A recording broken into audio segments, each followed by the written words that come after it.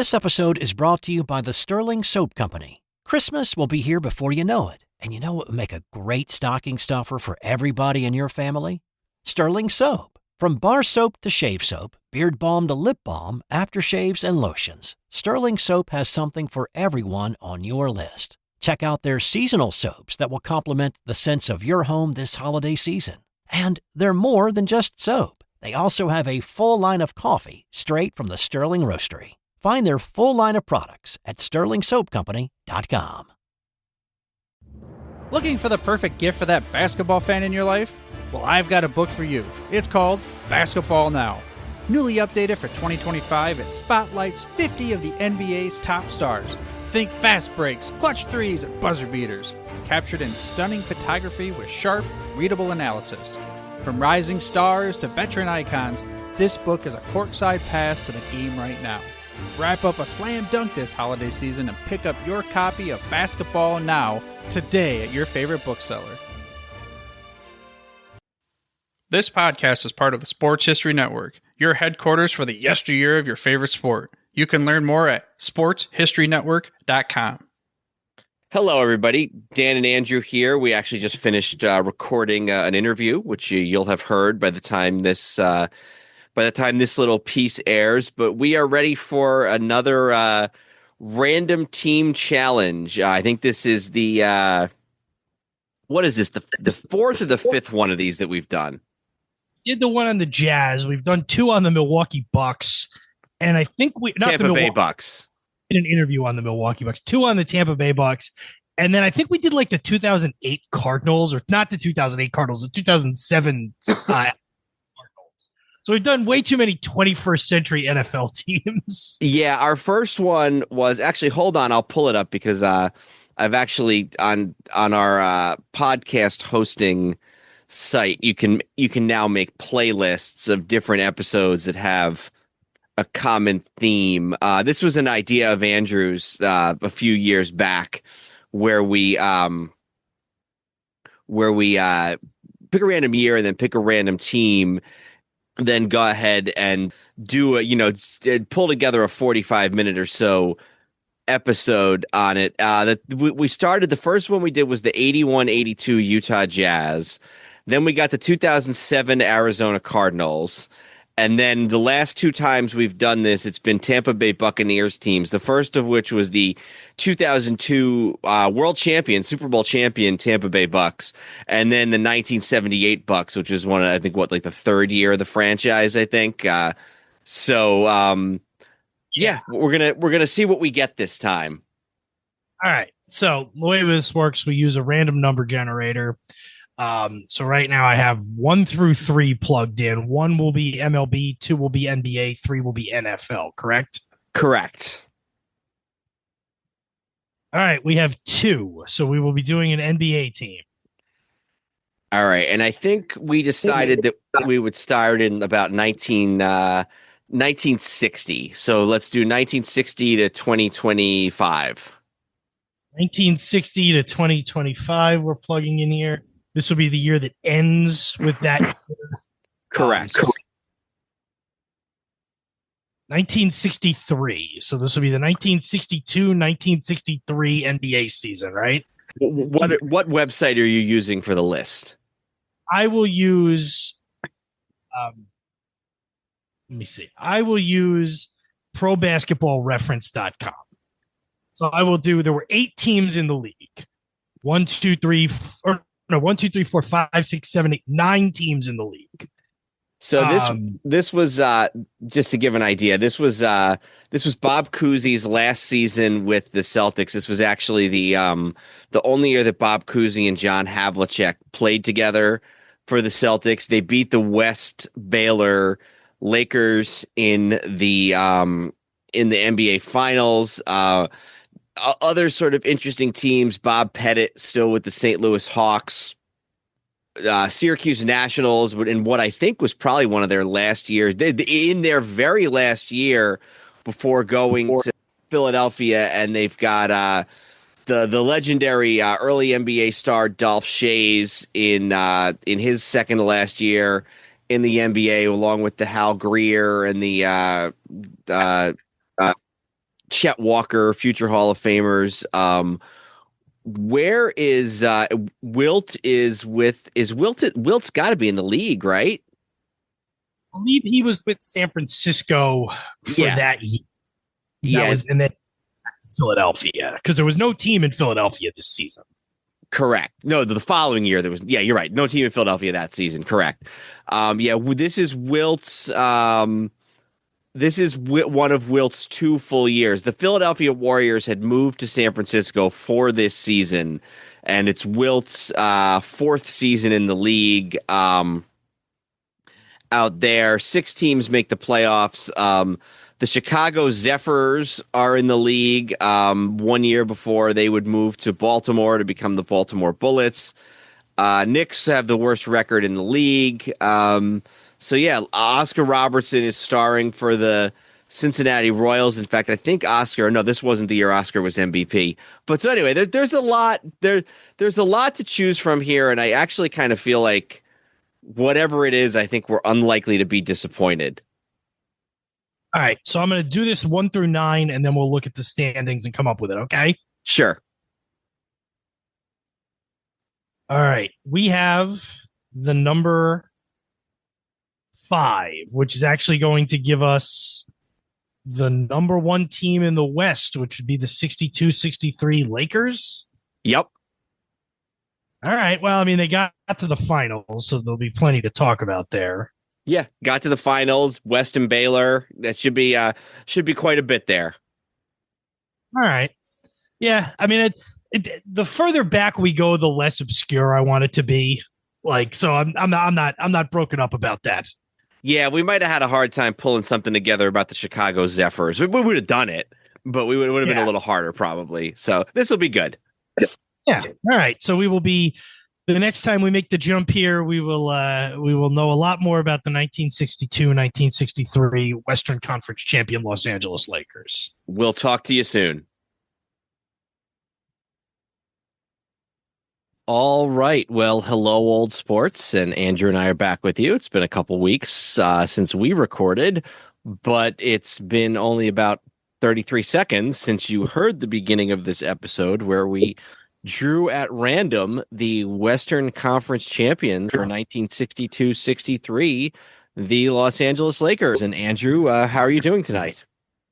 I am good. I have in our brief journey through space and time, I have learned a lot more about the early days of the LA Lakers than I had known previously. I'm sure by the time this session is over, I will know even more. But our random team generator has been a little odd with us. We haven't had a lot of teams that I would truly consider random in terms of, like, honestly, the first one was probably the most representative one when we had like the 81, 82 or 82, 83 Jazz, whatever it was. Yeah, because you figure since then we had a world champion Bucks team. We had the Bucks team was the second year of the Bucks, I think. I think it must have been the third year. It was the third year, and then because 79, their fourth year was the year they were good. So we missed that by a year. We had like an 8-8 or 7-9 2008 Cardinal or 2007 Cardinals team, St. Louis, which was the year before they went to the Super Bowl. Yeah, we haven't had a lot of we haven't had a baseball team yet, but we could do worse than what we did tonight. I was glad we didn't get, the 2017 Pelicans or something like that.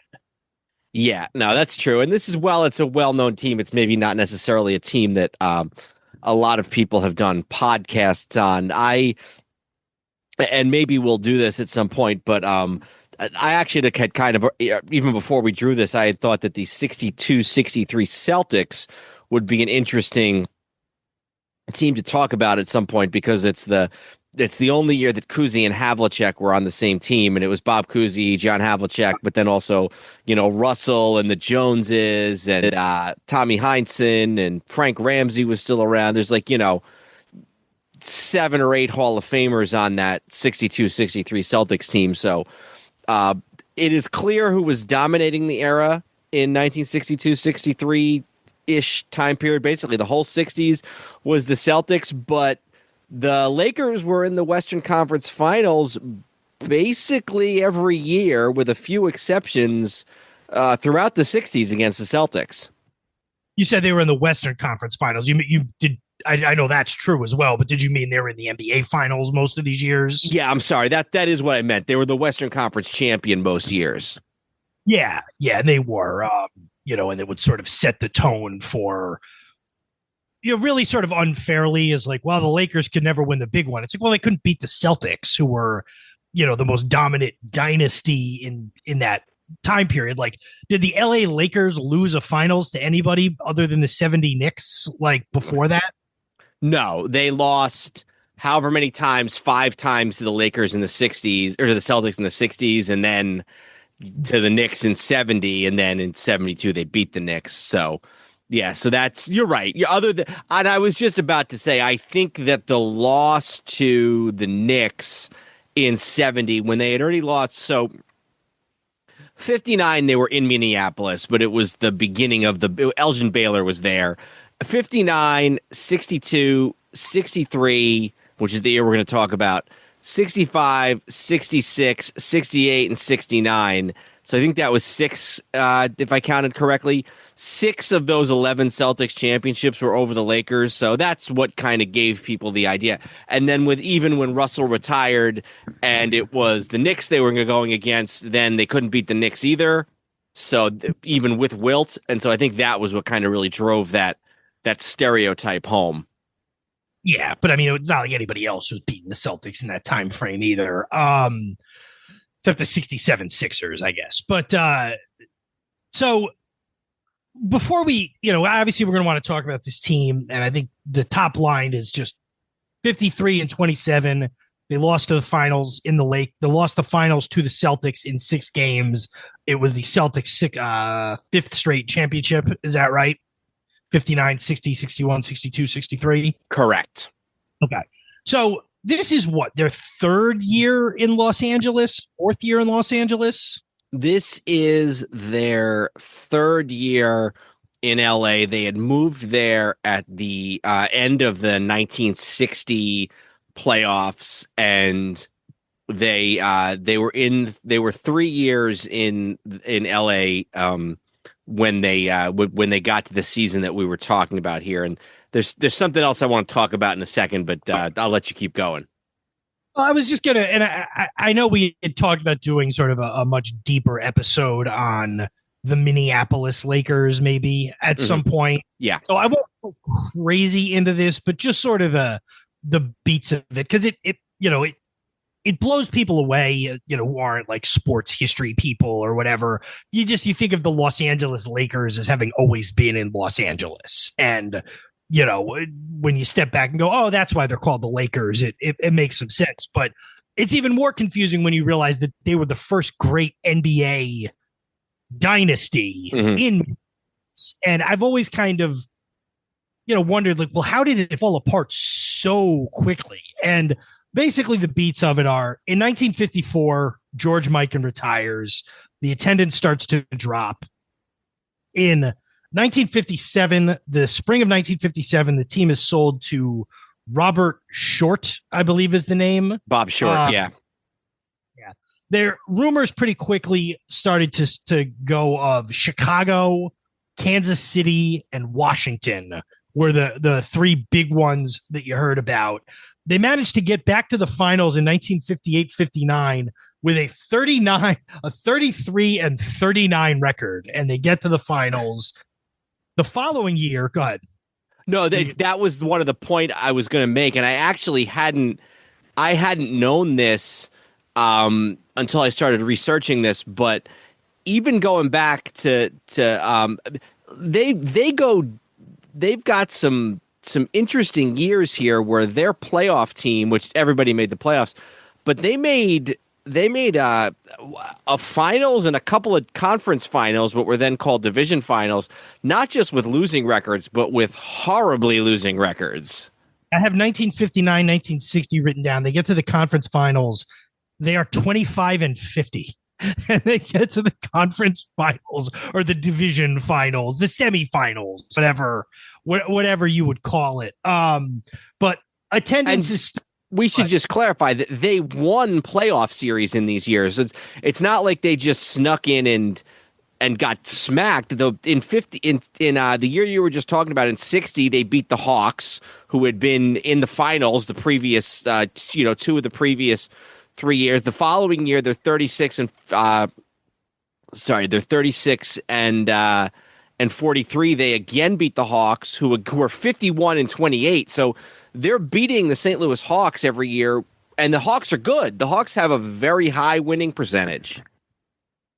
So in 1950 or in the 59-60 season, they play a couple of games out in Los Angeles, along with the Philadelphia Warriors, both teams with eyes on California.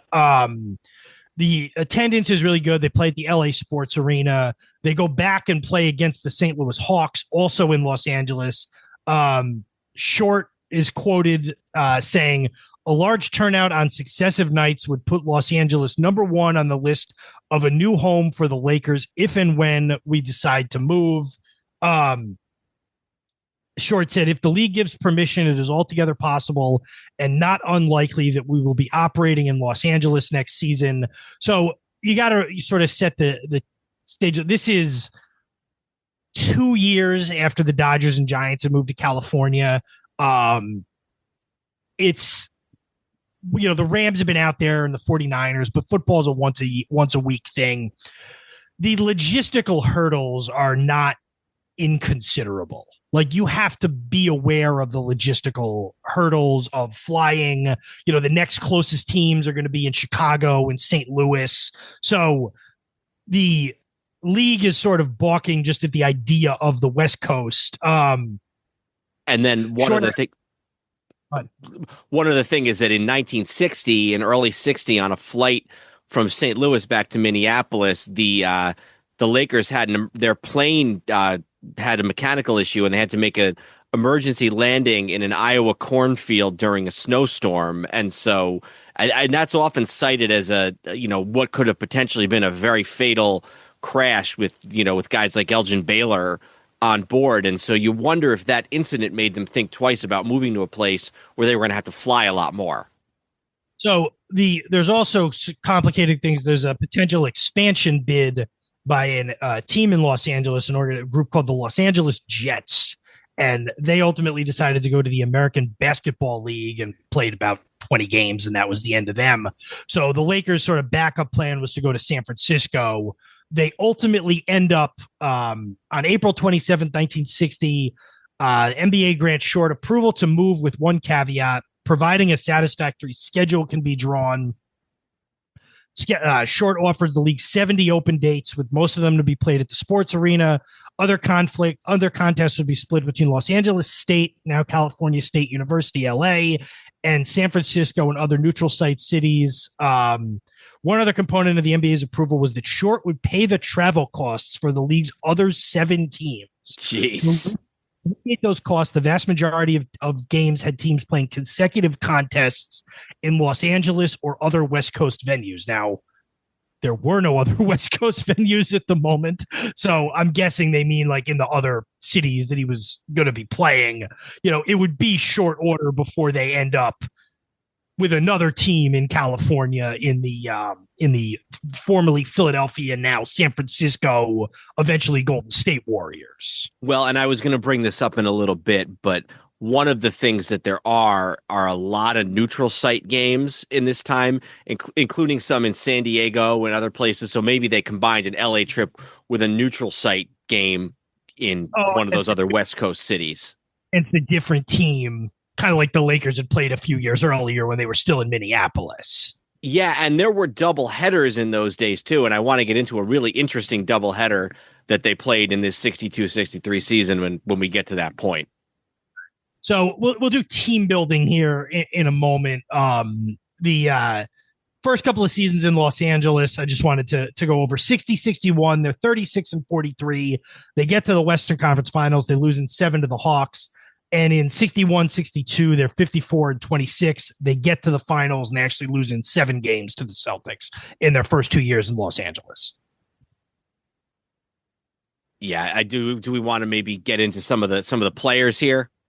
I think now, I just wanted to sort of set the prior history, but yeah, I think we should get into some of the roster and the story of those guys coming to this team. Well, I think the first thing that maybe should be said is that the coach is a guy by the name of Fred Schaus, who will be with the Lakers for quite a while, basically for the entirety of the 1960s, and leads them to let me see exactly how many finals does he himself lead them to. Schaus, that's his college coaching record. Just give me 1 second here. Coaching at basketballreference.com, comes to the Lakers in 60, so their first year in LA, and is there all the way to 67. So he's there for 7 seasons. So he leads them to the finals in 62, 63, 65, and 6. I think it's 4 finals. I'd have to double check that. And his big thing, and I want to look and see who came first, but he got there in 60, was his first year with the Lakers. And was that Jerry West's first year also? Yeah, that was Jerry West's first year too. So Jerry West, the same year that Jerry West was drafted by the Lakers, they bring in his head coach from West Virginia, Fred Schaus. Yeah, he had been the coach at West Virginia for 6 years prior to that. 54 to 56, or excuse me, 54 to 60. He'd been the coach at West Virginia. Couple of he played like 5 years in the NBA, it looks like, but went to West Virginia, was coaching at West Virginia. So kind of a little bit of a surprise to make the jump to the NBA. At that time frame, he's coaching at his alma mater, which is a basketball powerhouse. Maybe it was because of Jerry West, but a little bit of a surprise. If you bear with me for a second here, I didn't even think to look this up. I didn't make embarrassed to say I didn't make the connection in my mind here, but I just want to see if maybe there's a story here. I have a biography of Jerry West here, and I just want to see if maybe there's some sort of a tie-in to why they both went to the Lakers at the same time. West was actually drafted by the Lakers, but then he actually had offers for that American Basketball League. He had an offer from the Cleveland Pipers, who were owned by the great George M. Steinbrenner III. But I think that West was trying to decide what he was going to do, and when the Lakers brought in Fred Schaus, that kind of made up West's mind. And I would have to imagine that part of the reason why they made Fred Schaus the coach was to bring in Jerry West. Yeah, you would imagine that's not coincidental. Sweeten the pot a little bit. I mean, it worked. It's hard to it's hard with that working. So Jerry West obviously is. There's a few names that jump out at you as really big names here, but I think Jerry West is the one we should kind of talk about first. I mean, he's coming in right as the team moves to Los Angeles, and the season we're talking about, he's going to be 24 years old. He's, the logo of the league. He's been associated with, and I know it didn't end well with him with the Lakers, but, perhaps associated more with he's associated with every era of the Lakers dominance, the Los Angeles Lakers dominance, or, really, if you think about it, he was a player through the mid 70s, and then he was he an executive as early as the them getting Kareem? He was the coach when Kareem got there. And then he was an executive, all through the rest of the time, give or take a little bit, right? He quit as coach right before Magic's rookie year, and then I think he was in more like a senior advisor position for a year or two, and then at some point he got made I forget whether he was team president and Bill Sharman was GM or whether it was the other way around. But yes, he was associated with the team right up through, I think, the first or the second Kobe Shaq championship. And you have to think a guy coming from West Virginia, having played at West Virginia, and he's 22 years old or whatever. He's the second overall pick in the 1960 NBA draft, which who was taken right before him? Oscar Robertson. Pretty sure it was Oscar. Yeah. Taken second overall, and from Chilean or however you pronounce it, West Virginia to Los Angeles, California in 1960 had to have been quite the adjustment. But pretty much immediately he's an all-star caliber player, an all NBA level player, and really becomes the face of the franchise in short order. He does, and I would say that by the mid-'60s, as Baylor starts to kind of recede and he has some injuries and everything, it definitely becomes more of West's team. But in this time period, I would say it's probably more Elgin's team. Elgin, who would come to the team in that first he comes to the team when they're still in Minneapolis, wins Rookie of the Year in 58-59, which is the year they go to that first NBA Finals, and then he's there, every year thereafter.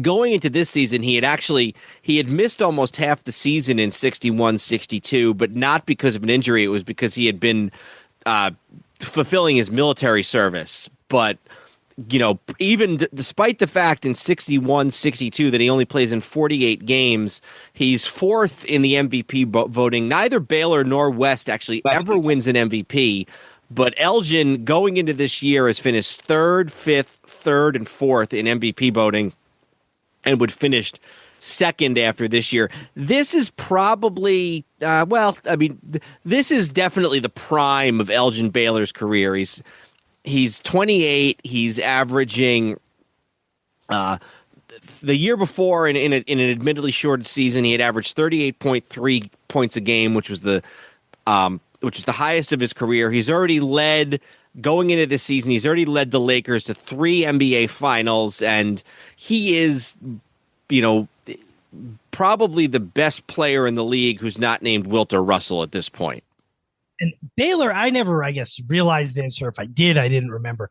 Really just an insane path to becoming one of the best players in the NBA. He's from Washington, D.C. He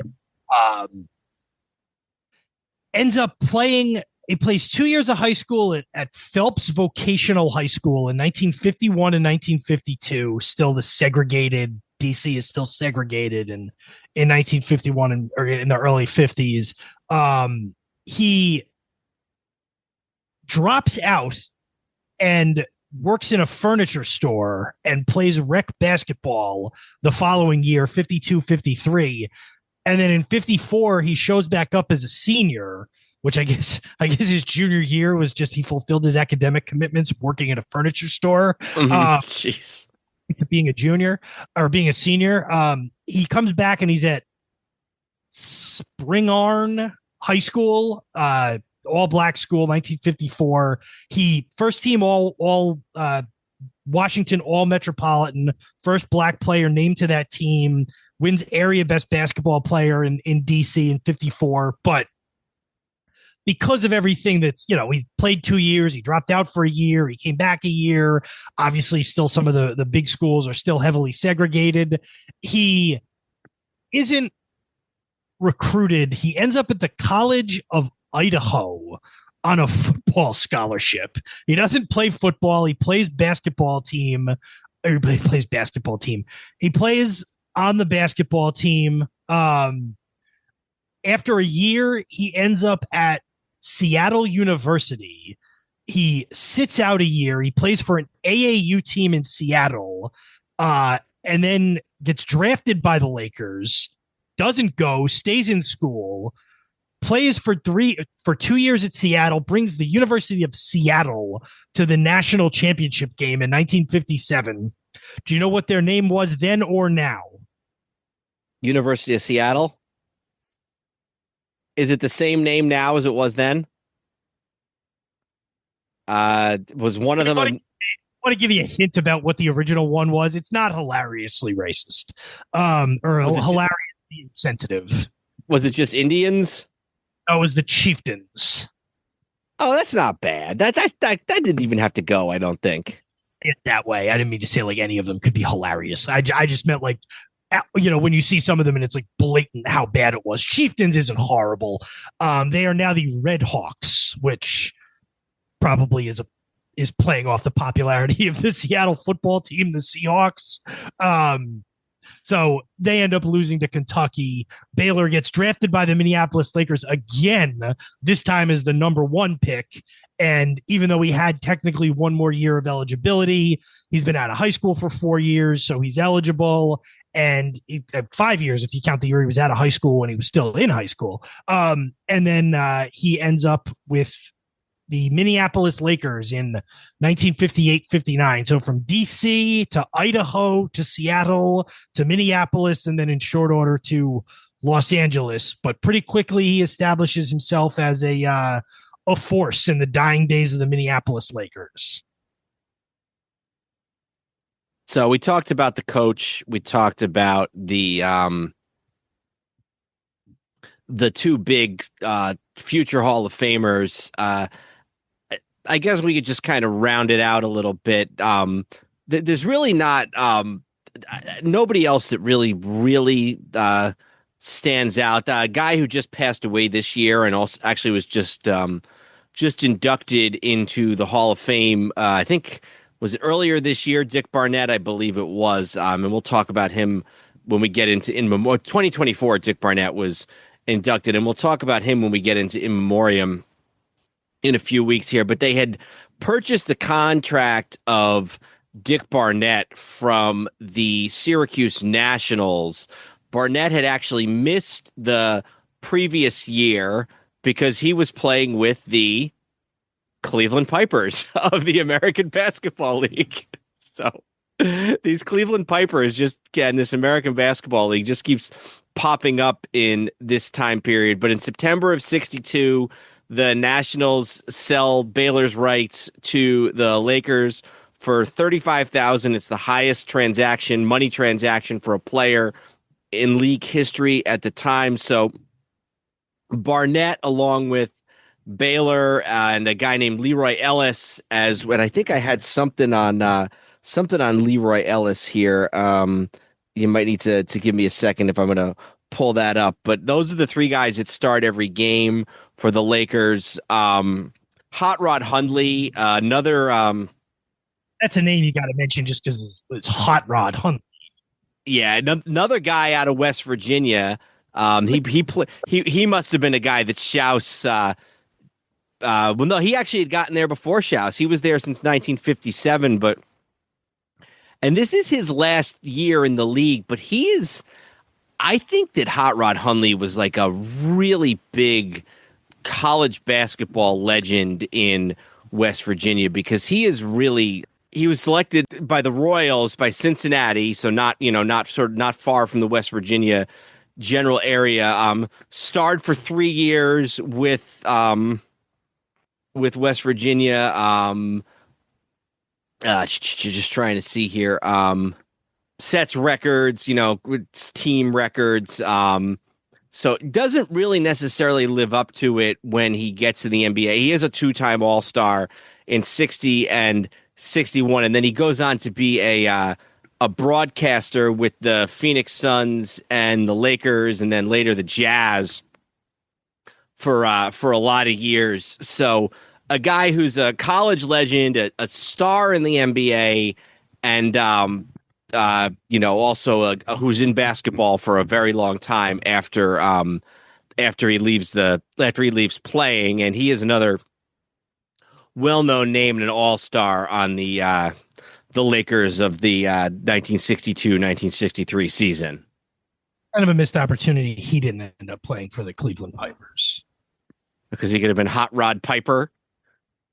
So Barnett, obviously, the name stands out to me just as a guy who would go on to be a player on those late 60s, early 70s Knicks. There wasn't one additional all-star on this team. Guy by the name of Rudy LaRusso was an all-star in 1962, actually in 61, 62, and 62, 63. Actually, a few other times too. Later on with as late as 69 with the San Francisco Warriors. So he was a 5-time all-star. And I'll be honest, this is not a guy I know very much about. His nicknames listed on Basketball Reference are Deuce, the Ivy Leaguer with Muscles, Honey Boy, Musty, Brutus, and Roughhouse Rudy. He went to Dartmouth, so that's why his nickname was the Ivy Leaguer with Muscles. Yeah, so I'm looking at a Sporting News article about Rudy LaRusso from right about the time that this from this 62-63 season that we were talking about. And LaRusso really just seems to be kind of like a jack of all trades. The headline of this article says he's a player who fits into any and all patterns. LaRusso calls him a coach's dream, a type of player who'll fit into any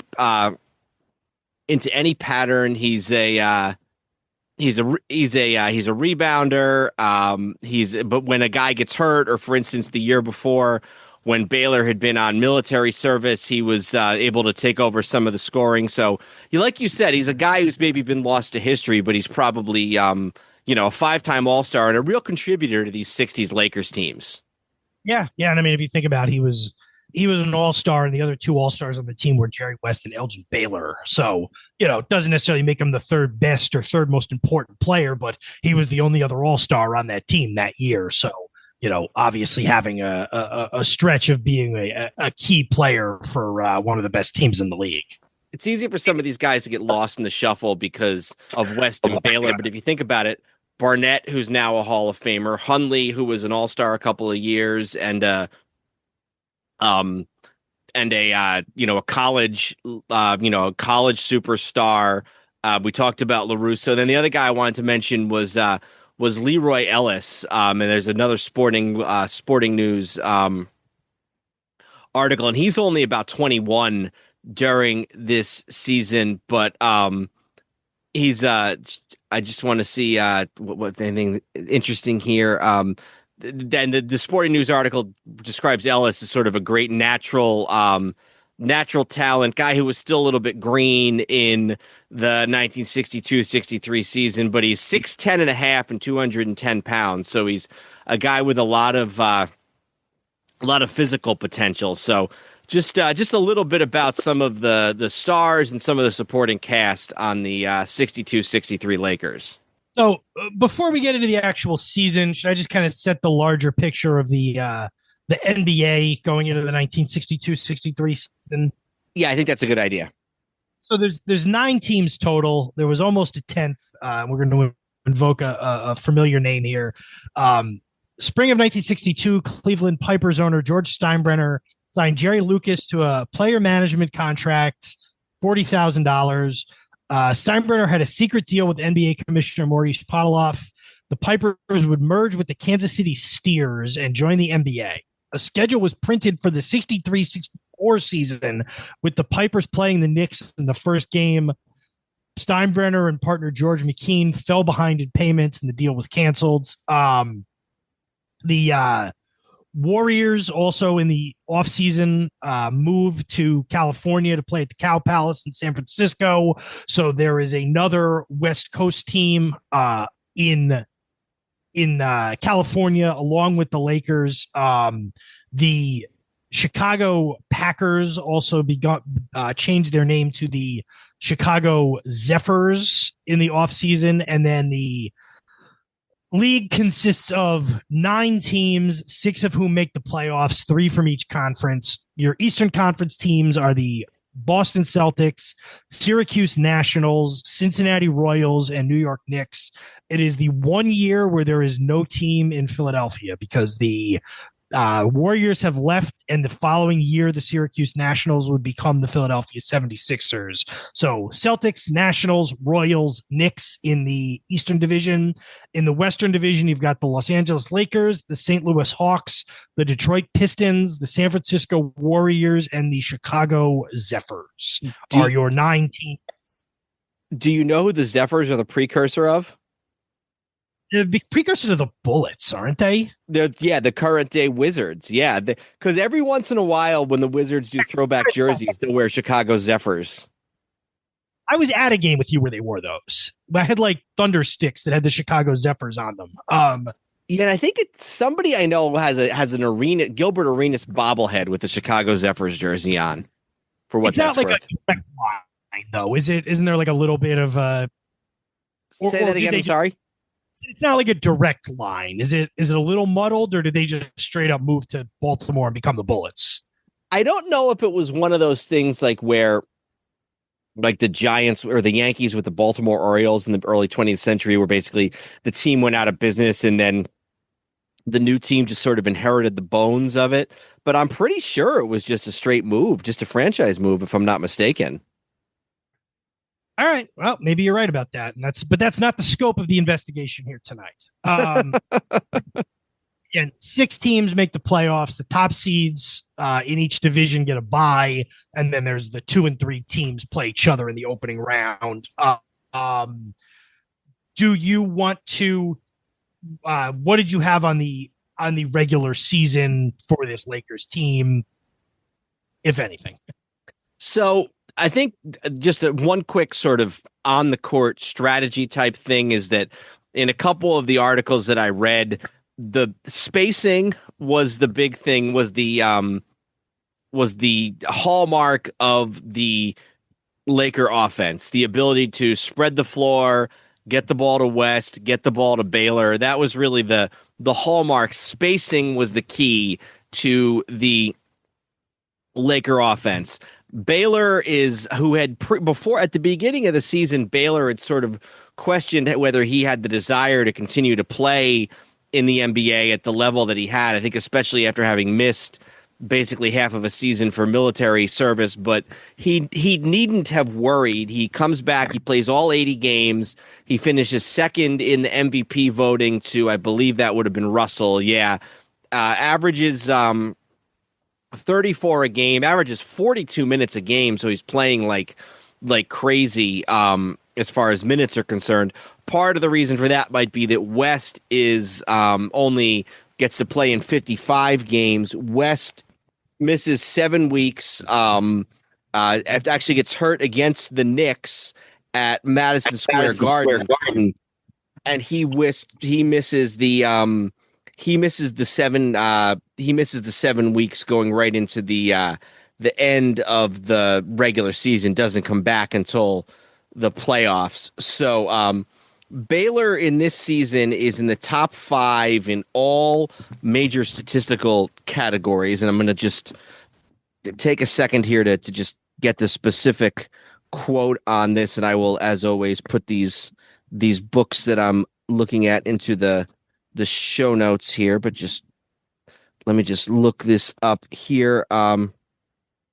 In 62-63, Baylor becomes the first NBA player to finish in the league's top 5 in the 4 major statistical categories, which at the time were scoring, rebounds, assists, and free throw shooting. Obviously Baylor famous for being, an all-around player, and he is perhaps at his best as an all-around player in 62-63. Him and Baylor and West are both they're both all-team NBA alongside, it looks like, who was it? Russell, Pettit, and I had to say, yeah. But it's Elgin Baylor, Bob Pettit, Bill Russell, Oscar Robertson, and Jerry West end up the first team All-NBA. So 2 Lakers on that team. Yeah, and just to hammer home the point, this is crazy too. Oh my God. Is this right? Am I okay? January 30th, January 31st, February 1st, February 2nd, February 3rd. That's 5 days in a row, right? Yeah. They played 5 games in a row. They played a neutral site game against the Knicks on the 30th, and that was in Boston. And then they played a neutral site game against Detroit in Indiana the next day. And then they went to Detroit, then to St. Louis, then to New York, back to the East Coast to play the Knicks. 5 games in 5 cities, none of which are home games, all in a row. And the 5th game is when Jerry West has his regular season ending injury. That is absolutely. I knew that like in the 70s, they used to occasionally do 3 away games in a row, like back to back to back nights. 5 games in 5 cities. That's like the only thing I can think. That's like the Negro Leagues. That's the only thing I can think. Or maybe like, early barnstorming football of the 20s or something like that. That is absolutely insane. The thing I was thinking of is the WWF schedule in the 80s when they went national, and it would be like, New York to Miami to LA to San Francisco to Chicago, like in 5 straight days. So yeah, just some of the neutral site games they played this year. New York, so they played the Pistons. That would have been one of those double headers. They played in Baltimore. They played a game back in Minneapolis, which I think is interesting. Couple of games at Madison Square Garden where they're not playing the Knicks. Again, probably part of those double headers. They play a game in San Diego. They play a neutral site game in Boston, Fort Wayne. They play the Celtics in Detroit. They play the Pistons in Des Moines, Iowa. So lots of, that's what, a half dozen, if not more, neutral site games that I named there. Some that are part of double headers, in cities that have an NBA team, and some that are just, Des Moines, Iowa, and in their old home in Minneapolis, and that kind of thing. There were games where a team would just go and play in a different city, and that kind of famously happened, into the 90s. I mean, the Celtics played in Hartford. The Bullets would still go back and play in Baltimore. When the Lakers, when Kareem Abdul-Jabbar broke the all-time scoring record, it was a Jazz home game in Las Vegas. So that was something that teams did, well into the 90s for a couple of games a year. And like I said, the Celtics in Hartford was the most common. And I don't know, I'd imagine that this didn't go on that much longer in the 1960s. But in the 60s, you also had these double headers where you would get 4 NBA games or 2 NBA games. And occasionally going back even further, like in the 50s, they would do, they do a college pro doubleheader. And I don't know a lot about how that would work, but that was something teams used to do, or they do a doubleheader with the Harlem Globetrotters, that type of thing. But you'd also have these honest to God NBA doubleheaders. And this is one that was really interesting to me because it was Tuesday, February 2nd, 1963. It was 2 games in Boston, 2 games in Detroit. You had the Lakers against the Celtics, which ended up being a Celtics blowout. They beat the Lakers by 27 points. And then after that, you have the Warriors against the home team, the Detroit Pistons. Can you imagine just what an amazing doubleheader that would have been? West is hurt, but in the first game, you get to see Elgin Baylor and the Lakers against Russell, Cousy, Jones, Heinsohn, Havlicek. And then in the second game, with the Warriors against Detroit, you got Wilt Chamberlain and the Warriors. It's just, you talk about a crazy back-to-back game of basketball, an afternoon of basketball, so many all-time legends and really good teams at the time too. That's just, it's funny to think about now what a cool afternoon worth of basketball that must have been. Yeah, and I do remember them talking about that being a thing in Madison Square Garden for years with the colleges and the pros. And I know for years in college in Philadelphia, they'd do a doubleheader where like two Philly teams would play in the opening game, and then the night game would be another Philly team against a national team. I think one of them was actually Jerry West with West Virginia, where like, I don't know who it was, but like, let's say LaSalle played Temple in the first game, and then Villanova played West Virginia. And it wasn't always Villanova back then, but like I know they would do that kind of thing. So yeah, double headers, you get them now in tournaments a lot, whether it's the conference tournaments or postseason tournaments, but I mean, they really don't exist in the NBA. And I mean, I guess how could they and why would they? But it is a cool thing that of a bygone era, and we're actually, you know, towards the end of it in the era we're talking about here, at least as far as the NBA goes. Yeah, I'd be curious to see when. I'm sure it could be something that could be looked up, but when the last NBA doubleheader, that type of doubleheader was. So, and then the only other thing I would mention about the regular season is that at some point during the course of this regular season, Bob Short rejects an offer by Gene Autry, the singing cowboy and future owner of the California Angels, to purchase the team for $300 million, even though Short had purchased the team for, I think, like $250,000 only, less than a decade earlier. He rejects the offer of Gene Autry to buy the team for $3 million. I would also like to point out that this team played, the Lakers began their season in that doubleheader at Madison Square Garden, like we talked about, or I'm assuming a doubleheader. They began the season on Tuesday, October 16th, against the Detroit Pistons at MSG. They won the game 122-106. Probably not the front page of the newspaper the next day in New York or Los Angeles or anywhere else. That was the first day of the Cuban Missile Crisis. Oh, I thought you were going to say it was the Yankee Dodger World Series in October of 63. 62. October of 62. Oh, 62. You're right. Never mind. Well, it could have been the 62 World Series, but yeah, no, very, very good point.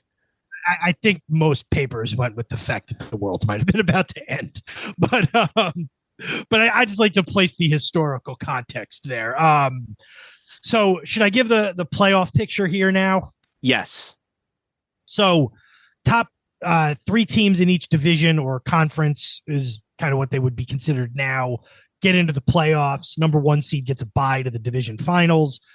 Celtics finish first in the East, 58-22. Syracuse is number two at 48-32. So Boston wins the division by 10 games. Cincinnati is number three at 42-38. And then 37 games out of first place and 21 games out of third place in a 4-team race are your New York Knickerbockers at 21-59. Jeez. In the West, the Lakers, the only team who really gives the Lakers any kind of a challenge is the Hawks. The Lakers finish 53-27, good for the one seed. The Hawks are 42-38, so 5 games back.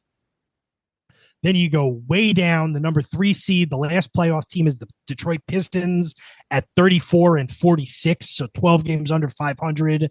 The Warriors 31-49, and the Chicago Zephyrs 25-55. So first round of the playoffs, Cincinnati over Syracuse, 3-2 in the East. St. Louis over Detroit, 3-1 in the West. Your Eastern Conference Finals, Boston against Cincinnati. Eastern Division Finals, Boston against Cincinnati. And your Western Division Finals, the Los Angeles Lakers against the St. Louis Hawks. A little bit about this Hawks team that the Lakers go up against in the Division Conference Finals. Best player is still Bob Pettit, who in this season is 30 years old, but a guy who was a 2-time MVP, had led the Hawks to the finals on multiple occasions, won the NBA championship against Boston in 1958, the only finals that the Celtics would lose under Red Auerbach. But they also have some other future Hall of Famers. They have Lenny Wilkens, another guy we'll talk about on In Memoriam, who goes on to be a legendary coach as well, who's in his third year with the St. Louis Hawks, future Hall of Famer in his own right. Cliff Hagan, who's another Hall of Famer. And Cliff Hagan, a guy who actually had been part of the Bill Russell trade. He had been drafted by the Celtics in the mid-50s and then had missed 3 years due to military service. And just as he's ready to come back, he gets included in the trade from Boston to the Hawks for Bill Russell. Another guy. They got Hall of Famers left and right on this Hawks team. Zelmo Beatty, Hall of Fame center of the St. Louis Hawks, who actually plays long enough to end up jumping to the ABA in the mid 70s and actually closes his career with the Lakers in 74, 75, and another future Hall of Famer. So this is a team chock full of Hall of Famers, and they take the Lakers to 7 games. It's a 7-game series, like you mentioned. They both went 7 games, so that's where I was getting that from. Lakers, the home team wins every game in this series, so it's easy to determine. The Lakers win game 1, 112-104. They win game 2, 101-99. The aforementioned Cliff Hagan goes for 34 points and is the leading scorer in that game, but the Lakers win. They're up by 2. Series goes to St. Louis. Hawks win game 3 and game 4 by nearly identical scores, 125-112, 124-114. And again, this is March 31st, April 2nd, April 4th, April 6th, April 7th, April 9th. So a couple of days off, but they played back-to-back days in St. Louis and Los Angeles between games 4 and game 5. Game 5, they go back to LA. The Lakers behind 37 points from Elgin Baylor, win 123-96. Hawks win game 6, 121-113. And that sets the stage for game 7 on April 11th, 1963. Lakers and Hawks at the LA Sports Arena. And it is the Lakers who win 115-100 to close out the series in 7 games. They get 35 points from Elgin Baylor. They get 27 points from Jerry West, and they go back to the NBA Finals. A couple points. First of all, in game 7, one of those Hall of Famers on the St. Louis Hawks is Cliff Hagan is out with a broken thumb, so they are without one of their big stars. The Hawks are for that game 7. Now, given that the home team wins every single game in the series, it's hard to believe that the Hawks would have won the game even if Hagan had played, because they hadn't been able to beat the Lakers in LA in any of the previous 3 games. And then the only other thing that you really would want to note here is that despite having not played since early February, Jerry West really doesn't really miss much of a beat here. Let me give his stats for those first several games here. Let me try to find him. There he is. Where's his, sorry, give me a second here. Got to find his game log there.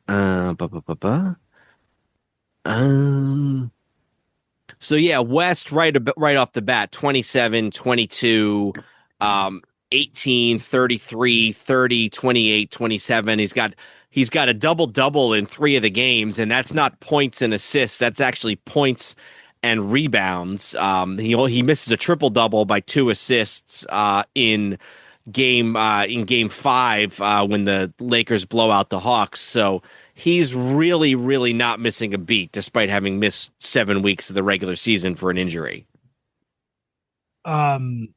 So should I just go over the Eastern Conference real quick to set the stage for the finals, or was there more you wanted to say? No, set the stage for the finals, and then maybe just kind of we can just talk a little bit, about this Celtic team, and then we'll talk about the finals. So as I mentioned, Cincinnati takes them to 7 games. It's not as neat as the Western Conference one.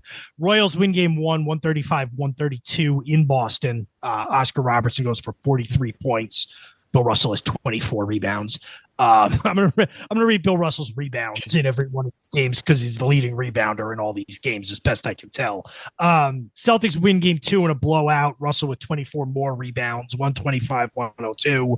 They go back to Cincinnati, or go to Cincinnati. Cincinnati wins game 3, 121-116. Russell has 28 rebounds. Game 4, Celtics win 128-110. To even the series back up. Russell with 21 rebounds. Game 5, Celtics take the lead in the series. 125-120 win. Bill Russell with 26 rebounds. Game 6, the Celtics have a chance to close them out. They cannot, back in Cincinnati. despite 23 rebounds from Bill Russell.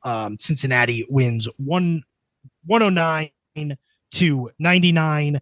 And then in game 7, they get a 142 to 131 victory behind, despite Oscar Robertson's 43 points. The Celtics actually get 47 points from Sam Jones and another 24 rebounds from Bill Russell. And the Celtics win a hard-fought 7-game series and are on their way back to the NBA Finals, on their way to try for a 5th straight title. And like I said previously, this in a lot of ways is one of the most compelling Celtics teams of all time, because you got a guy, Bob Cousy, who's 34 and retires after this season. Although, unfortunately, he does end up coming back for about 10 games as a player coach with the Cincinnati Royals in the late 60s. But you got a guy, Cousy, who's there since Auerbach gets there in the early 50s. Cousy's first season was 1950. And then he crosses paths for just this 1 year with a 22-year-old rookie, John Havlicek. John Havlicek, who will play with the Celtics all the way until 1978, the year before Larry Bird gets there. So you got 28 years of Celtic history crossing paths in the person of Cousy and Havlicek on this team. And that's not to mention the fact that you have Bill Russell, Sam Jones, Satch Sanders, Tom Heinsohn, KC Jones, Frank Ramsey. Frank Ramsey also, who is also a Hall of Famer. You've got 8 future Hall of Famers on. Oh no, I'm sorry, you got 9, because you got Clyde Lavalette, who'd started off with the Lakers right after Mikan left, and then kind of bounces around and is finishing up his career with the Celtics. So you got 9 future Hall of Famers on this Celtics team. It's really crazy. Yeah, and like you said, this is they're right in the middle of their run, and this might be the quintessential Celtics season. But the Lakers had taken them to 7 games the year before that.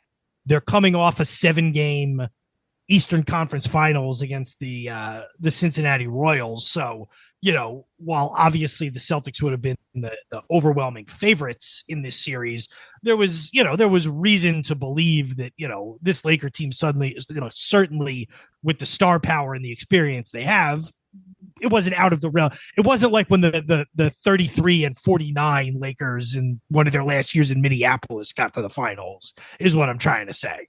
And I looked real quick and I just counted it up, and I may have gotten this wrong, but it looks like they split the season series 4-4.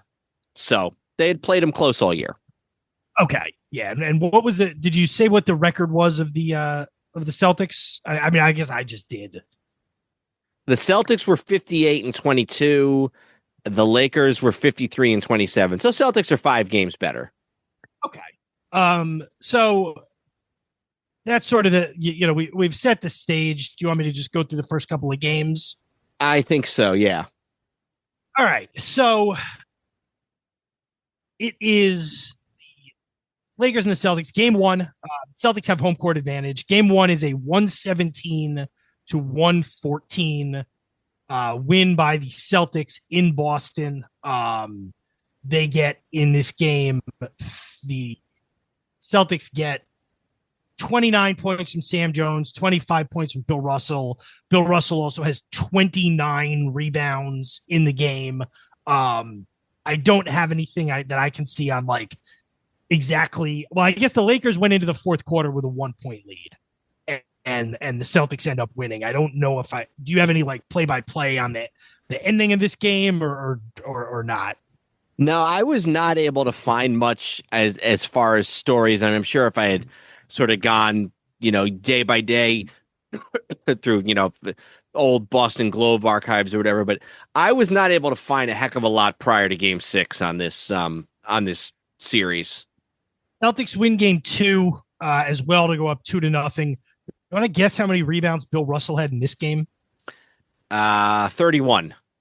More. 38. Yeah, he was crazy with the rebounds. Absolutely insane. 38 rebounds. The Celtics win 113 to 106. Series goes to LA, and again, no day off between games 2 and 3, even though they're flying from Boston to Los Angeles. You have to wonder why they did it like this, because I mean, maybe it was availability of the arenas, or maybe they just didn't pay attention to those things, because they would then take days off when they were in the city, but they wouldn't. I don't know. It seems like an odd way to do it. But maybe they either couldn't get the arenas on the other days. Like I highly doubt it was because of TV, or maybe they just didn't pay attention to that. So the Lakers win this one 119-99.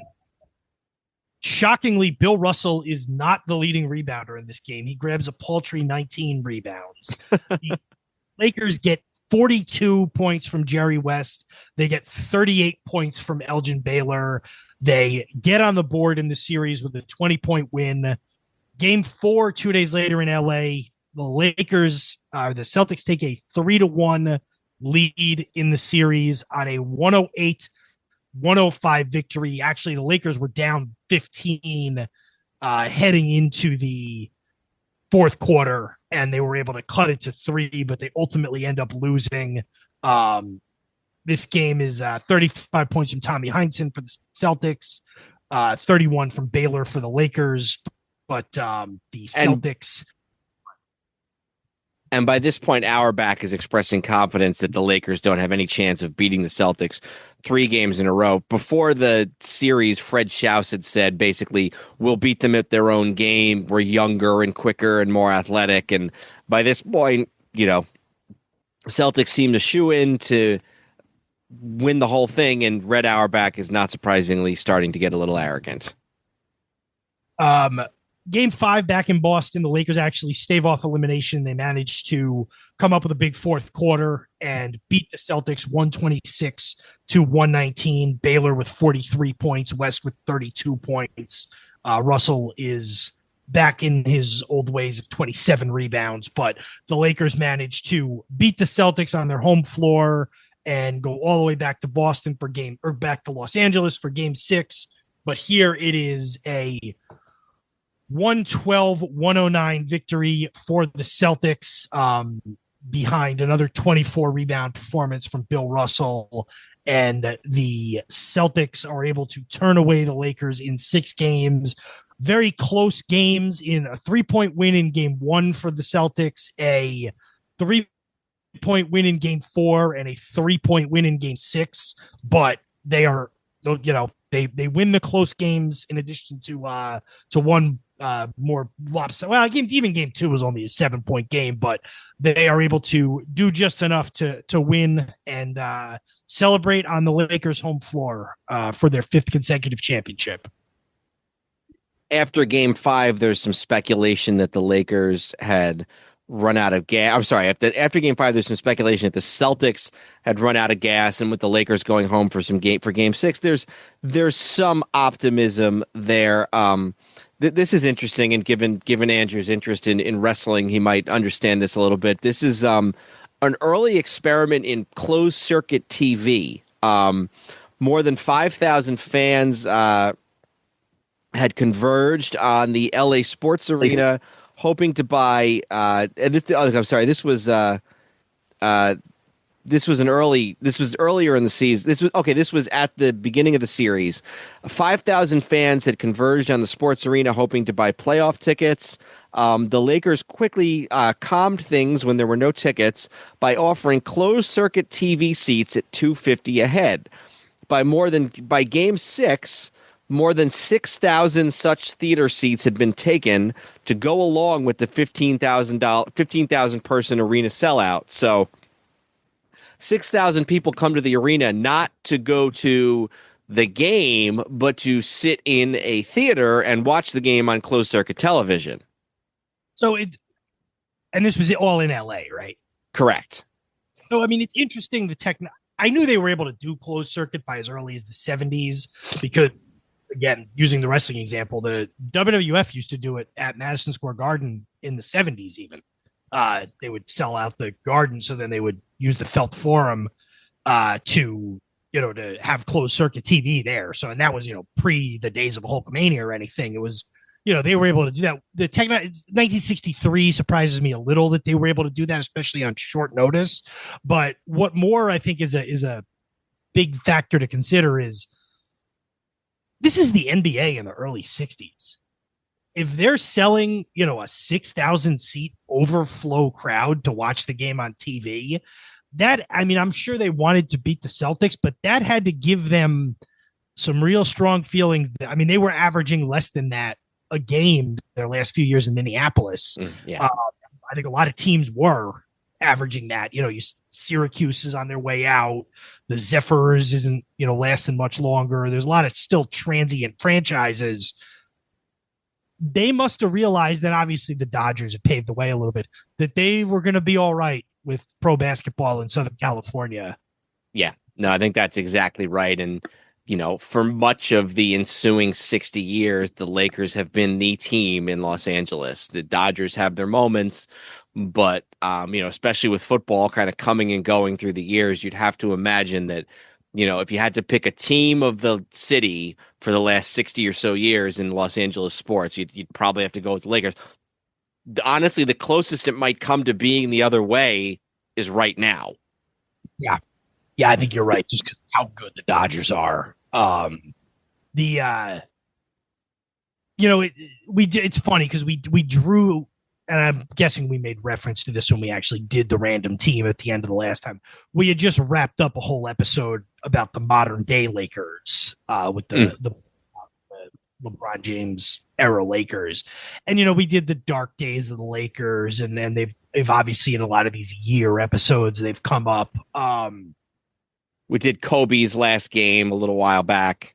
The Celtics obviously are the, by a little bit more successful franchise. And certainly if you're a Celtics fan, you would, debate the most successful franchise, and it's hard to argue that anybody burned brighter than the mid-90s Chicago Bulls did for a very brief period of time. The Lakers, for a number of reasons, are the preeminent franchise in the NBA. That doesn't mean the most successful, but it means the preeminent franchise. They're California. Almost every, so many of the all-time legends have spent at least a little bit of their career in Southern California, or, in the Lakers uniforms. They're associated with Hollywood, obviously. I'm saying a bunch of obvious stuff, but it's interesting to think that there was a time when that was not. I think they left Minneapolis because they weren't drawing. The money wasn't there. Obviously, the Dodgers had been in LA, and it was, but pro basketball was not this smash hit anywhere. I don't even know in Boston in this era if pro basketball was the dominant, obviously the Red Sox, and it wouldn't have been the Patriots, but even the Bruins, I think, had, a little bit more of a foothold maybe than the Celtics. And we can obviously analyze that, but yeah, no, that's absolutely the case. And, there's a guy who I say he's a guy who's written a bunch of great books about Boston sports. And he actually was a professor of mine at BU. I took his 20th Century American Presidency class, and then he's also been a writer, and he's written books about the Celtics. He wrote a really good book about the 70s Bruins. He's written books about the Red Sox. He's got a really good book actually about the 19-teens Red Sox, the Ruth Speaker era. So, and his book on the 69 Celtics is called Dynasty's End. And the first line of the book is, Boston did not love its Celtics. And I think there certainly was a racial angle to that. I think there also was just they love hockey in Boston, and the Bruins were always going to be ahead of the Celtics as a winter sport. Another thing that's interesting to think about, or really, I guess, two things. You talk about the Lakers franchise versus the Celtics franchise. I guess with the Celtics championship now, I believe the Celtics lead the Lakers 18-17 in championships. They're up one now, yeah. But if you think about it, think about how many the Lakers have lost. They lost all those finals to the Celtics in the 60s. They lost a bunch in the 80s. They've lost a bunch. They lost one with the Kobe lost to Boston. They lost that Pistons one.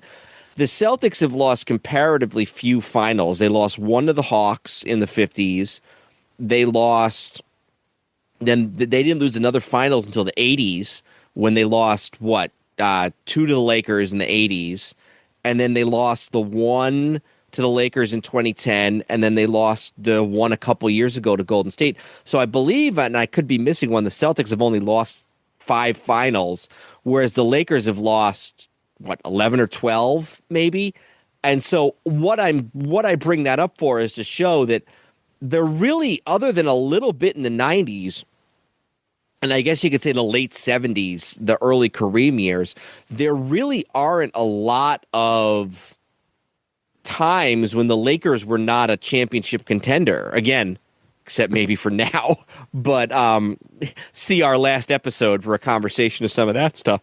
So one somewhat bumped against the Lakers. It was about the Bucks, but obviously Kareem at the end came into that. I didn't even mean to bring that up to denigrate the Celtics in any way, but like, it's just the Lakers are the Lakers in a way. And just going back to the championships real quick, I think when pressed, a lot of Celtics fans will say you shouldn't count the ones the Lakers won in Minneapolis, which is, again, a little bit of like, what are we talking about here? Because like, it's like, oh, it was so long. Like, does it really matter?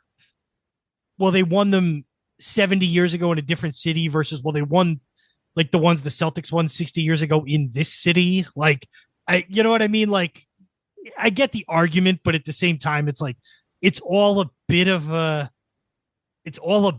dodge when you're talking about championships that nobody in the discussion was alive for. You know what I mean? Yeah. And here's another thing to think about. You look at like the top 20 players of all time, and I think you were alluding to this a little bit, Shaq, Kobe, Wilt, LeBron, Magic, Kareem, Baylor and West, all those guys who were, are within the top 20 of all time. And really for the Celtics, it's really just Russell and Bird. And then you think about, even if you don't count George Mikan, who is not in the top 20 now, but for a time was the best player in the sport far and away. The the Lakers have had more superstars. They've had more MVPs. They've had more guys. The Celtics have had guys, great players, don't get me wrong, but guys like Paul Pierce or Bill Sharman or, Sam Jones, Kevin McHale, guys who were surefire all-time greats and Hall of Famers, but didn't necessarily reach that upper pantheon level. Yeah, and I think just the point of it, and again, I'm getting a little amorphous here, but we can fill out this episode a little bit. Like, I've always said, like, the people who, I think of the many reasons people hate the Yankees, right? I don't know that, like, their association with New York, like, the Yankees are the Yankees. Obviously, they play in New York, and that's part of it. But, like, the Yankees are the Yankees. The Knicks are much more associated with New York than the Yankees are, at least in my opinion, right? The Celtics are the Celtics, and obviously they play in Boston, and there's a tremendous amount of pride in them as, a Boston team. The Lakers really embody Los Angeles in a way that it's very difficult for any team to, like, LA is such a unique place. And I know that's an obvious point to make, but like, it's just strange to see sort of the germ of that here in their first couple of years where they're good, but it's not a proven commodity. They're not even playing at the Forum yet. They're playing at the LA Sports Arena, which for years was where the Clippers played and was kind of an afterthought when the Lakers were the Lakers at the Great Western Forum in the 70s, or I think by the 70s, and then the 80s and into the 90s until they started playing in the Staples Center. But they're still, in year 3, or year 4 or whatever it is, they're getting overflow crowds at a time when the NBA was still a very niche sport. Yeah. This was still the time where the Knicks were getting booted out of Madison Square Garden for the circus. And, the finals games are if they're televised at all. They're, sometimes not even live. And it's not, in 1962, when you were talking about the popularity of sports, baseball would have been first by a mile. Then somewhere in there, you got, and I'm talking team sports now, you got college football, college basketball, the NFL by the early 60s. Yeah, the NFL is a solid 2 by this point. But then college football and college basketball are 3 and 4. Yeah. So like the NBA is at best 5th, and that's before you get into boxing and tennis and golf and stuff like that. And it pretty much immediately became a smash hit in Los Angeles. And yeah, it helped that the team was good, but this team is another example. It's a representative season of, they couldn't get past the Celtics, but they were carving out a nice niche for themselves as the West Coast, the West Coast ambassadors of basketball, and on the backs of guys like Baylor and West, and ultimately winning that championship in 72. Even really before that, they were when they got Wilt, they were the Lakers. They were the Los Angeles Lakers as soon as they got Wilt. Mm-hmm. And they hadn't even won a championship yet. They didn't need that championship to validate themselves as the Los Angeles Lakers. It helped. And then Showtime obviously took it to another level. But that brand was built and crystallized before they'd even won a title in LA. Well, and I think I don't know what the exact year of this was, but right around when they brought in Wilt was when they switched from the blue and white that they're still wearing here to the purple and gold that they go to sometime late 60s, early 70s. So that's a piece of it as well. Just a couple quick more things on the Game 6.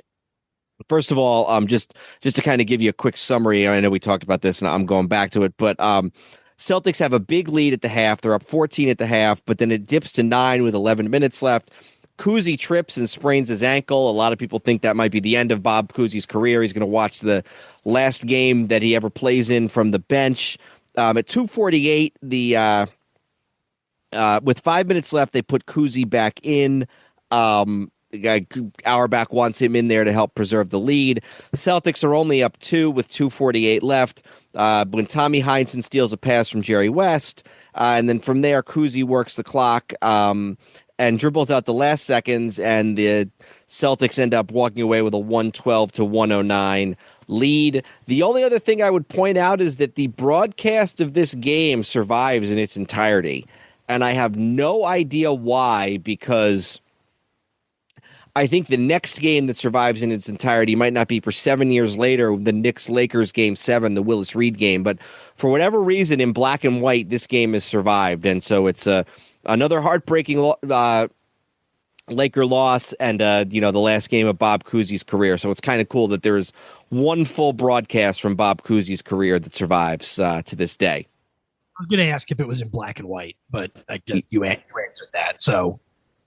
yeah, and the 60 World Series game with Mazeroski is preserved in color, so it wouldn't have been crazy if it was in color, but it's in black and white. So, but and that could actually, if we ever do another live watch along type thing, it's only like, I think that the broadcast on YouTube is only like an hour and 25 minutes, so that could be kind of a cool potential watch along game to do. Yeah, you're right. That would be neat. Well, this was number 5 random team episode that we've done. We've averaged about one every 9 or 10 months. Yeah, it's a good time to do them when we're gearing up for some research intensive episodes, or if we just need to do kind of a lighter one and have a topic ready made for us. So it's nice to sprinkle these in every now and then. Exactly. Well, it was a good suggestion by Andrew way back when, and we've had fun with all 5 of them, and maybe we'll actually get a baseball team next time. I'm hoping. Well, until then, I'm Dan Newman. I'm Andrew Newman. Goodbye, old sports. This podcast is part of the Sports History Network, your headquarters for the yesteryear of your favorite sport. You can learn more at sportshistorynetwork.com. Hey there, sports history fan. This is Arnie Chapman, a.k.a. the Football History Dude, and I hope that you enjoyed this recent episode presented by the Sports History Network and were able to learn some good old-fashioned sports history knowledge nuggets. I started the Sports History Network back in 2020 with the mission to help podcasters find a community of like-minded sports history nerds, as well as helping aspiring podcasters to start their own shows. We have a little bit over 30 shows on the network right now covering all sorts of sports history, but as far as I'm concerned, we're just at the toothpick in the ocean moment, that can't even figure it out because there's so much more coming. We wanted to create the ultimate headquarters for sports yesteryear, starting with Podcast Network and our website, but we're going to continue to move into other mediums as well. And here's the cool part, because we want you to be part of our team. So if you're interested in starting your own podcast, or maybe being a guest on one of our shows, or who knows, maybe even writing an article for us over on the website. Seriously, all you gotta do is reach out to us on the contact page over at sportshistorynetwork.com.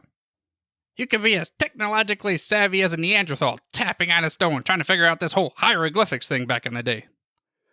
Again, it doesn't matter, because even if you don't understand the whole podcast space, we have a production team that can pretty much help you out with doing everything. All you gotta do, head over to sportshistorynetwork.com, head to the contact page, fill it out. That message goes right to me, and I'll reach out to you as soon as I can. But for now, dude, I'm through if you're through.